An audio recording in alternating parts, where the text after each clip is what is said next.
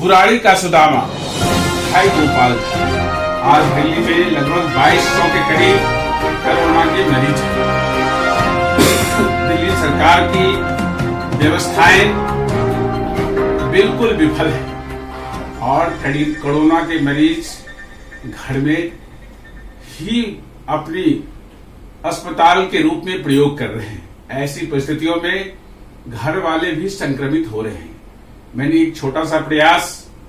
ये बताने के लिए कि जो घर के लोग हैं, अगर मरीज घर पर हैं तो उनको किस तरह से, अगर वो उठने बैठने में उनको दिक्कत है, अगर उठने बैठने में दिक्कत नहीं है तो दूर से उनके खाना पानी हम जमा कर सकते हैं। अगर उठने बैठने में दिक्कत है तो हमें किस तरह से उनको खाना देना चाहिए, उसका एक छोटा सा प्रयोग मैं प्रैक्टिकल करके दिखाता हूं कि जैसे एक हमारे थाली में ऊपर से पलटा डाला है, नीचे से डंडा है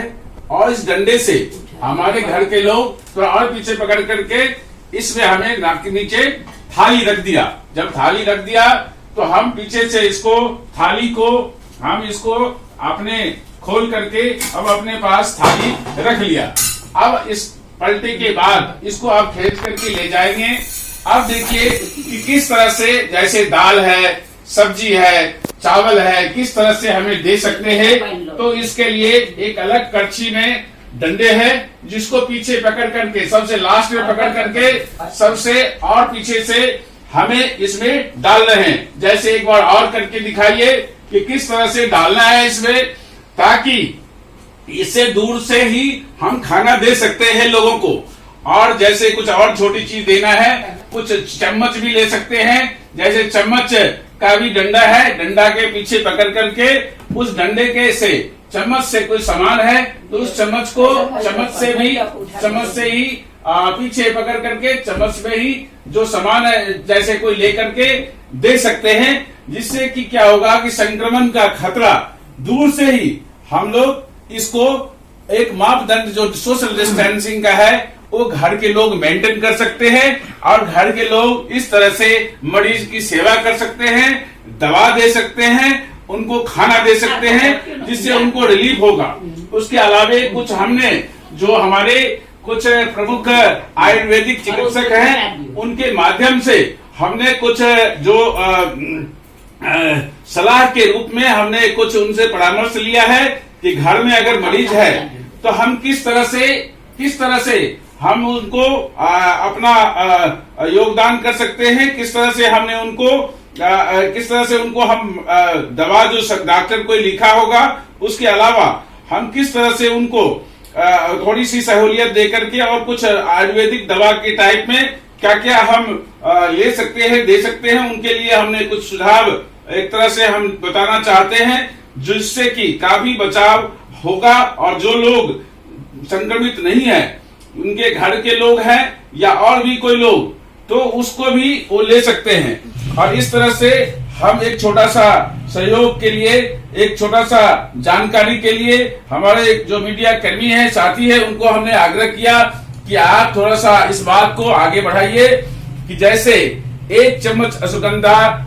उसमें किसी भी गाय के दूध में, केले के सेक में, गर्म पानी में प्रतिदिन मरीज को या खाली वैसे भी कोई लिया जाए 1 गिलास गिलोय खाली पेट प्रतिदिन जरूर लेना है। मुलेठी कम से कम 1 से 2 इंच का डंडा 3-4 बार चबाइए, या अगर डस्ट है तो उसको गर्म पानी में 2 बार जरूर लीजिए। उसके बाद तुलसी का अर्क 4 बूंद कम से कम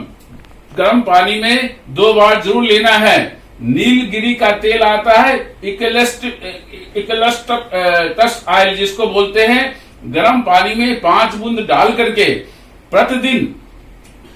जो है 2 बार, एक कम से कम 1 बार, 2 बार मरीज है तो 3-4 बार भी भाप दें, जिससे फेफड़े को बल मिलता है, उससे संक्रमण फेफड़े में नहीं जाएगा।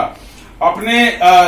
जो च्यवनप्राश है उसमें से आधी चम्मच 2 बार कम से कम देना है। जो काढ़ा का विधि है कि 2 बार काढ़ा देनी है कम से कम, अगर संक्रमित है तो 3-4 बार देना है, जिसमें थोड़ी सी मात्रा में काली मिर्च, अदरक, लौंग, दालचीनी, हल्दी, नींबू, चिरायता, अजवाइन, गुड़, सौंठ व नमक उबालकर पानी को 1/3 करके और इसमें कप में 2 बार से 4 बार तक पीना है। नाक में नारियल का तेल कपूर मिलाकर के लेना है।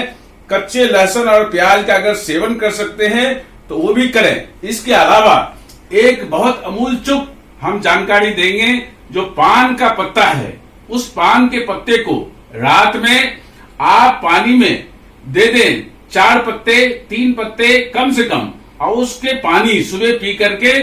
खाली पत्ते को घास की तरह चबा के खा जाए। जम्मू कश्मीर वगैरह में खांसी के लिए कोई दवा नहीं लेते, सिर्फ इसी पान के पत्ते से ही ओरिजिनली ठीक हो जाता है। तो इस तरह से आज संक्रमण की स्थिति में हम घर में जो लोग हमारे लोग हैं वो कैसे बचेंगे, इस पर हमने थोड़ी सी सुझाव दिया।